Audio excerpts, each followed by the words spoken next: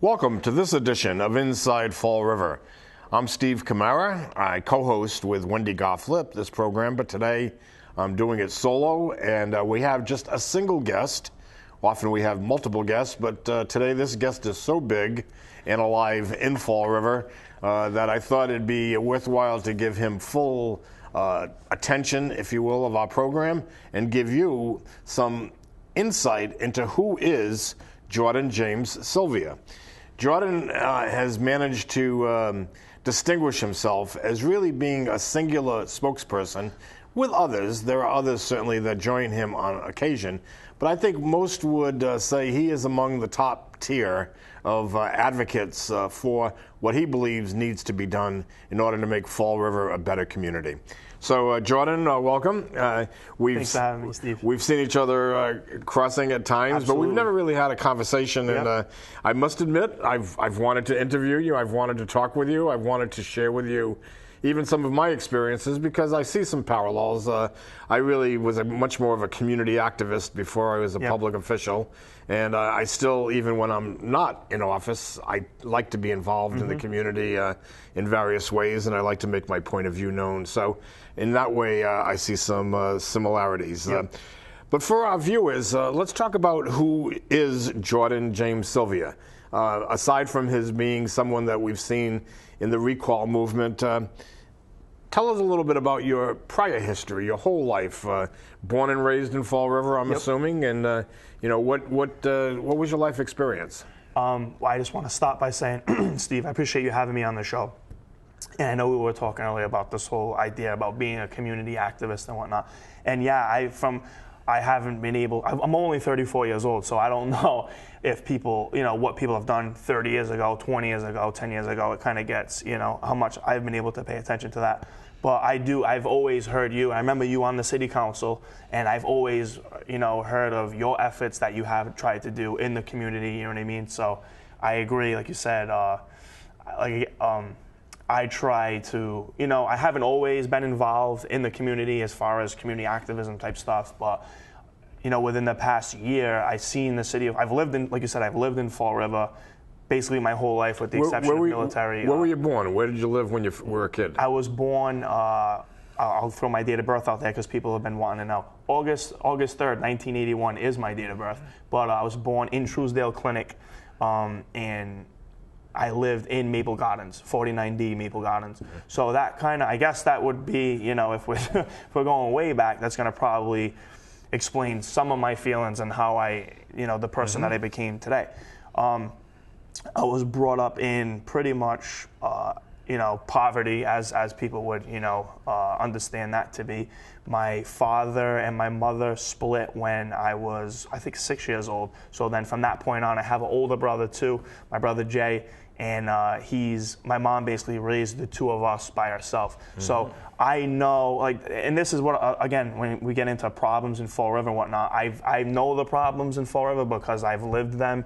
And I think there's a disconnect between the people who run the city who don't live that life and don't live that struggle, or maybe even have 50 years ago, and to how people live that every day. And a lot of my friends to this day still live in the same situations, the same, a lot of my friends struggle with drug abuse, and then that ultimately hands you right over to the criminal justice system, you know what I mean, and all the negative impacts and some of my best friends in this world are still struggling every day, you know what I mean, under very, very tough situations, you know what I mean? And I don't think the politicians understand that. That's been why that's a big motivation to why I've gotten involved. You know what I mean?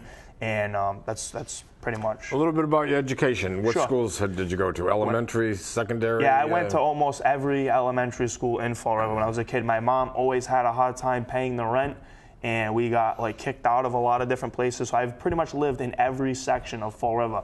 Once I left Maple Gardens, I think I was like 11 years old or whatnot, and then all my friends still stayed there, so I was still in there. But I moved to kind of like the Ridge Street area where I was actually in a house fire as a kid, which was completely terrifying, right? But then I moved from there. There's so many places I went to, but Wixon was like 4th, 5th grade. I went back to Laurel Lake for like a small time when I was living in like the Healy Street area on Crawford Street. I'm sorry, the Healy School near Crawford Street. And so I was in that South End area. Then I went up to North Main. I went to Westall for a little while. Then I ended up ultimately in Henry Lord for middle school. The new, now it's the old Henry Lord, but the new Henry Lord at the time. And went there, and then went from there to Diamond. Went to Diamond my first 2 years. Again, I was, when I was 14, 15, I had already been drinking alcohol like on the weekends when I was 14, a freshman, and that's something that people, I've seen going to Henry Lord as a 12-year-old kid, as a 13-year-old kid. I've seen people that left school, drank, started using drugs. I remember the first friend of mine who I heard died from a drug-related, like OD type scenario, where he basically choked to death and from being intoxicated. It was in Henry Lord, and it came over like the loudspeaker. They're like, "Hey, by the way, this student passed away." You know what I mean? That was the first time. I was 12. I think I was like 12 years old. I know it was in Henry Lord, and that was the first time. So I don't think a lot of people understand children engaging in this behavior. You know what I mean? And there's a million reasons why that happens, and it is what it is. And yet there are probably many children who have experienced this. This is their mode of operating. The problem with that, Steve, is so every person, myself and yourself, and every person who's watching this is going to know people in their family or experienced it themselves when they were kids that have had to go through that. They had a friend who's addicted to drugs, or they were using drugs, or however you want to say. But basically everybody in Fall River has been affected by it. You know what I mean? That's how it's commonly referred to. And but I still don't think people realize how prevalent it is, like in like young of an age of children. You know what I mean? So if it's happening at that age, clearly it's setting the tone for as people get older. So after Diamond, did you focus on a particular trade in Diamond? Yeah, I was in the electrical shop, and fast forward a little bit. So then I was only there for 2 years because I was like I could be a little hellion when I was a kid. No, I can't imagine that. I can't imagine that, right? So I was kindly asked to leave Diamond in my sophomore year, and they said if you stay at Diamond, you'll have to repeat your sophomore year, or you can go to Durfee and be a junior. So that was kind of like, the decision wasn't really, a tough one for me to make. So I ended up going to Durfee my junior year, and even that was a crossroads, right? So I was 15, I believe. And I had friends who went on to go to Harvard, and I had friends who, like I said, have gone on to, pass away through drug addiction. So when you go into Durfee, and that's a criticism I've heard about Fall River, there's like these two different, even specifically the high school, the Durfee High School, there's like two different tracks that you can go down. You could take these level 4 classes or whatnot and be repairing, washers and dryers, like some of my friends did, and it didn't work out so well for them later in life. Or you could take these level 2, level 1 classes and, try to. So my senior year, I was in like an English class where 3/4 of my class were going to fantastic, like Ivy League schools. You know what I mean? Like people like, I'm already early accepted to Brown. You know what I mean? So I had some friends, Brian Reed specifically, who the kid, he was our magna cum laude or whatever it's called, the #1 ranking kid in the class. He was like, Jordan, don't go down that road to take these stupid classes. He knew I was capable of succeeding in school, but even in the lower levels, like middle school and whatnot, I found myself, the reason I would act out was because, thankfully for me, I could sit down and a teacher could tell me something and I could learn it in one look at seeing it, and then there'd be, the next, what are you going to do for the next 5 hours today? So that's something that I don't want to say struggle with, but it was something that I experienced in school. So you got through Durfee and graduated? I graduated class of 99. And before I even graduated, I was already enlisted in the National Guard. So I was on like a delayed, a deferment thing or whatnot. So by 19, so I joined in 1998. I was 17. I had to have my mom sign on the dotted line for me to join the National Guard because I couldn't enter a contract yet legally.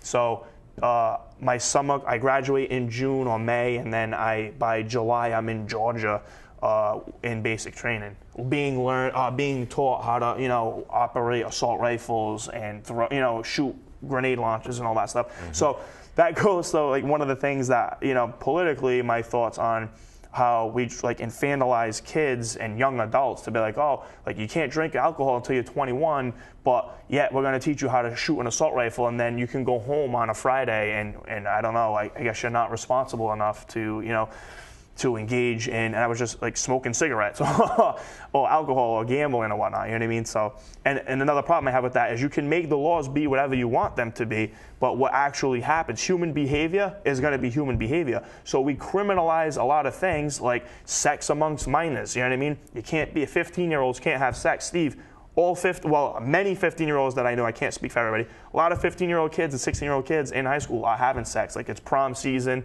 know what I mean? So literally it's against the law, and this came up last year with a situation in Fall River where a kid was sending out pictures of like his girlfriend, naked pictures of his girlfriend, and they were trying, and that's like behavior that may be abhorrent, it's nothing that we want to promote, but it's what kids do. You know what I mean? And what we want to do is charge this kid as a felon and make him be a registered sex offender. These are the problems that I started just seeing in my own environment, and I said, this is all wrong. Let me get you to your service. Yep. And, so you get through your basic training, and yep. Then do you do a stint? So I did, it's like 2 months for basic training and back to my electrical work at Diamond. So the specific job that I took, because I wanted to fly helicopters, right? So my recruiter said, well, you have to be an officer to do that, and there's like a path to do that. But he said, if you get in this MOS where you repair the helicopters, you'll know more about the avionics, the systems that they use, than the actual operators. You know what I mean? Like you'll break them down, you know everything about them. So I went that route. It was a 10-month school in Georgia after my basic training. I would have never passed it if I didn't go to Diamond. So I want to give Diamond props because even though I left there, I've seen what they've done with people in the community, just in how they go off to be carpenters and have a trade. My brother went there. He's been working as a shipbuilder for 20 years. He makes a good income. And Diamond's a great school. I don't think we utilize that school enough. But my military school was 24 people started. Me and 3 other people graduated, and I would have never graduated if I didn't have that background in electronic and electrical theory and whatnot that I got at Diamond. So it helped me a lot going forward. Okay, let's fast forward. Sure. You get through your military stint. So come back to Fall River? Yeah, I signed up for a 6-year. Didn't want to go anyplace else? No, I came back to Fall River, and I was working at what was that? St. Vincent's. I started working with like at-risk youth, and when I got involved in that, worked at St. Vincent's, worked at Swansea Wood School, and then in 2004, I got the call from my unit that the war in Iraq started in 2003, and I started to right after 9/11. I thought I was going to end up being deployed at some point. It didn't happen until 2003. The Iraq War broke out. I got a call, and they asked me. They didn't ask me. They said, "Jordan, you're going to Iraq." There was a little hinkiness of whether I wanted to go, and there's supposed to be some sort of chain of people who have to go. And I told them like straight up, I said, "I'll go." You know what I mean? Because there were people in my unit. The way the National Guard works, there's people in my unit who were 50 years old, and they might be trying to send them, and they have kids, and they were concerned. They were saying they were going to drop out of the military rather than go. And I said, "I'll go." You know what I mean? Because I believed in it at the time. Which, as of in hindsight, I was completely bamboozled into that whole situation. Mm-hmm. So after that finished, you then left the military. Yep. Come back to Fall River. Yep. Settle in. Yep. Let's talk about the elephant in the room. You Sure. got involved in a police department situation. And it was strange for a lot of my friends and people that I've grown up with the idea of me ever even joining the police, because when you live in a housing project, you're told every day that the police are the enemy, because your only interaction with the police when you live in Maple Gardens is they're kicking somebody's door in, and they're dragging. That's the dichotomy of policing. How they're supposed to be here to help people, but in helping, and how sometimes society perceives them to help people, they're harming people massively. Mm-hmm. So it was like, Jordan's going to be a police officer. That really messed with a lot of people that I grew up with's minds. And Honestly, it seemed to me as just an employment opportunity when I was in the military that was open to me because I was a veteran now. And yeah, so I sorted out. I took the test. I shot right to the top because I was a veteran, and I ended up getting on the Fall River Police Department. I went to the academy and did that. I actually enjoyed the academy, and now in hindsight too as well. When you get involved in these things with the military, when you have to be asked to use force against people, you have to be, I don't want to say brainwashed, but you have to have this certain mindset of, almost like a group think where this is all for a cause, and you're going to be part of the biggest gang in the world and all this stuff that, again, in hindsight, when you get removed from that situation and when you live it every day as a police officer in communities like Fall River and Brockton, you can see the negative effects that you're having on people's lives. I want to say policing is not, it's like anything else in the world. It's not all good. It's not all bad. There's gray areas. There's some things that, in my opinion, that you do that completely help people, and there's some things that you do that are completely awful. You know what I mean?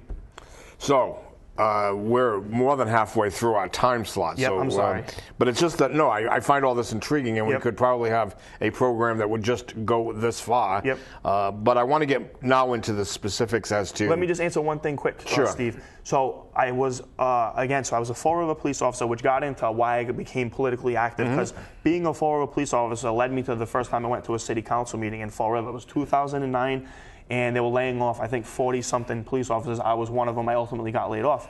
And so then I ended up being unemployed. I got picked up in Brockton, which is another community which, has very similar problems, I think worse. But I was in Brockton for a short period of time, off duty in Newport one night. I stepped outside of a nightclub. I saw one of my friends on the ground I walked into a completely violent scenario, and my whole training and experience and what was demanded of me since I was 17 till that point was to intercede in that, and then end the situation. You know what I mean? So I went into it. I tried to make the situation diffuse. And what happened was I found myself surrounded by a bunch of individuals. One person had an object in his hand. I've been trained about self-defense and how to respond in those situations. I reacted how I would save, how I know I would preserve myself and hopefully anybody else. That I would. I had my off-duty firearm on me. And in Massachusetts, the laws are different from Rhode Island as far as having alcohol in your system and having a loaded firearm or an unloaded firearm. My mistake was not knowing the difference in Rhode Island laws, right? So to have any alcohol in your system and have even an unloaded firearm on you is already a felony charge, which is completely different from Massachusetts. So that was my mistake, and I'm on probation today because of it. You know what I mean? So I take that accountability myself. It was my own mistake, but my actions that I took that night was, like I said, everything that I've been trained to do, and I did what I had to do. Did that get you off the Brockton force? Yeah. So they gave me the opportunity to resign, and I'm not the person to do that when I don't think that. You know what I mean? I'm in a situation where I should. So they end up ultimately terminating me. I couldn't defend myself against during the union. The union was going to fight for me, but when you have an ongoing criminal justice situation where you're facing 30 years in prison, my lawyer was advising me, listen, you can't go to those things because anything's going to be twisted against you and whatnot. That's just the way the system is. Well, what I'm hearing and what I know now, and somewhat suspected, is that you've been, in a sense, a victim of a system that at times has not treated you with the utmost respect. Yeah, and I don't want to portray myself as a victim because it was my own actions. But those have been your experiences. Absolutely. And you mentioned Brockton and you mentioned Fall River, and these are gateway communities, and that leads to one of my questions. Our communities, Brockton, Fall River, Chelsea, Holyoke, a whole bunch of gateway communities, are overwhelmed by the problems that exist in their communities, and yet don't have the resources, as is the case in Fall River, to meet all those needs. What do you see as the means of gathering the necessary resources to address the kinds of big problems that our cities are facing, and particularly Fall River is facing? I think the city of Fall River has the resources. Like, if you want to say human capital and whatnot, there's a lot of hardworking people here. There's a lot, everybody likes to tout the geographical, location of Fall River. My thing is, so what I honestly think that the ultimate solution to solving a lot of Fall River's problems is decent paying jobs, right? And you can make that happen, as we've seen with Amazon, by, this is my own opinion, we're getting into political philosophy, by removing the barriers that are in place for these companies to come in here, and we're benefiting them just as much as they're benefiting us. What are some of those barriers? Taxation, for one. So literally, when these Fall River, the TIFs that this TIF board keeps handing out to companies, which the only problem I have with that is they're picking and choosing the winners and the losers. You know what I mean? Sure. Which is already, I think, fundamentally wrong. Well, Amazon is one of the winners. They're one of the winners, right? Okay. And also now you have the problem with Jeff Bezos is like the 6th richest person, human being in the world. And we're giving them, I don't know how many, at first it came out $100 million over 20 years, then that was walked back because that doesn't sound too palatable, you know what I mean, for Fall River taxpayers to be giving that to the richest people in the world. But there's a give and take there. Well, it's to a corporate entity. Yes. It's to a corporate entity that's going to go someplace. Yep. And likely wherever they go, they're going to get some kind of a benefit to go there. So, and we're getting a benefit too. So it's like I said, it's a give and take. All right. So getting more jobs in the city, absolutely, clearly. Yep. And to address the greatest needs, you've addressed some of those needs. Certainly employment. Yep. Certainly something that comes down to dealing with issues of drug and alcohol issues, so let me just speak move to that. into rehabilitation rather than into prison. Absolutely. So this whole, like you just said about a big piece of this this employment piece, and you hear Ken Fiola say all the time, people have to get off their duffs. As somebody who's tried to get jobs, $9 and $10 an hour electronic assembler jobs that people who could barely speak English were able to do, but myself, who repaired $100 million helicopters, avionics, so I needed a secret clearance to do so, couldn't get those jobs because of my criminal background, right? If you could say. I know it's a lot more complicated than just get off your duff. I've been shot down for hundreds of jobs. You know what I mean? So I know it's a lot more than just get off your duff. And this drugs and this criminal justice system response that our society currently has is what plays into why people are not being employed. You know what I mean? So yeah, if you don't correct those problems, those systematic problems with state laws and whatnot, then you're not going to see the city of Fall River. You're not going to see these people just get off their duffs. Yeah, there was something in the news recently, just as an aside, and it was an elected or an appointed, I believe an elected official who no longer wanted to refer to people coming out of prison as ex-cons. Yep. He wanted to refer to them as newly rehabilitated. Something very positive, so that they could end up infiltrating the employment system. And that seemed to be a responsible thing. And of course, the guy was criticism. Of course. As saying, well, why don't you call these people what they are? They're what I found out is anytime you offer up any idea, you're going to be criticized by people, right? So that's one thing. But I think that's a semantic issue. It doesn't matter what you call these people, it's what you do for them people. So here's the big problem. When you want, and again, I'm a criminal justice major, right, from UMass, and I've had a lot of great professors. Dr. Salahana over there is like a very, if somebody wants to talk about criminal justice reform, go speak to Dr. Salahana at UMass Dartmouth. And so we have these, from centuries old ideas about criminal justice, about we have to punish people, right? And you need to knock them down a peg and hope they do the right thing. My idea, my opinion is we break people's legs and then tell them to walk. You know what I mean? And do better than you were doing initially before the response. That's wrong. So a big problem is, rather than have these people just come out of jail and be warehoused and then be tarnished and have all these negative consequences to them, you need to help these people. That's the fundamental difference that needs to happen, is we need to look at these people, rather than punishing bad people, we need to look at them as helping people who have a problem. And people have a problem with saying, I have to pay for my kid to go to college, so if this person was a violent person or had drug problems, why are we going to help them get a job or help them get an education? The problem isn't because they're bad, I hate even using those terms, bad and good people, but they don't look at them as bad people. Look at them as people with a problem, and we help people with problems. You know what I mean? And if people make that one fundamental change, this whole entire, this country will change. We have the highest prison population of any society ever in the history of mankind. You know what I mean? There was a great article in the New York Times. As a nation. Yeah, and believe me, this area probably, feeds, and we're supposed to be a liberal area, And I know people who have been violated, and again, speaking as someone from probation, and my personal probation has been used to target me, to have me silenced by people, but I know I deal with the probation system every day, you know, in my own personal life. I know what it does to, you know, how it can be used to have you thrown in jail for the simplest infraction of associating with someone who's a felon.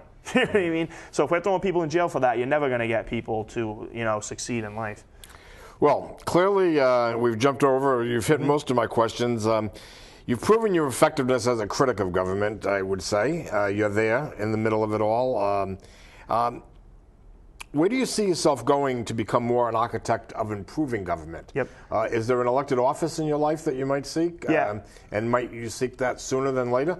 Yeah, I get that criticism a lot, that it's easy to criticize and tear down. I think, you know, that criticism level to me is either people are ignorant towards what I've been saying for years, or it's an agenda thing, because I constantly pour out what I think are the solutions that should change. I just threw some out on your show. But specifically towards the, you know, the prospect of me running for office myself, I've been such a criticism of government and democracy even in general that I've been told, well, Jordan, maybe you haven't participated enough, you know. So people who don't go out and vote even, you know, and that's a common criticism as well. Oh, if you don't vote, then you can't complain. So I'm 100% going to run for political office this year in the city of Fall River.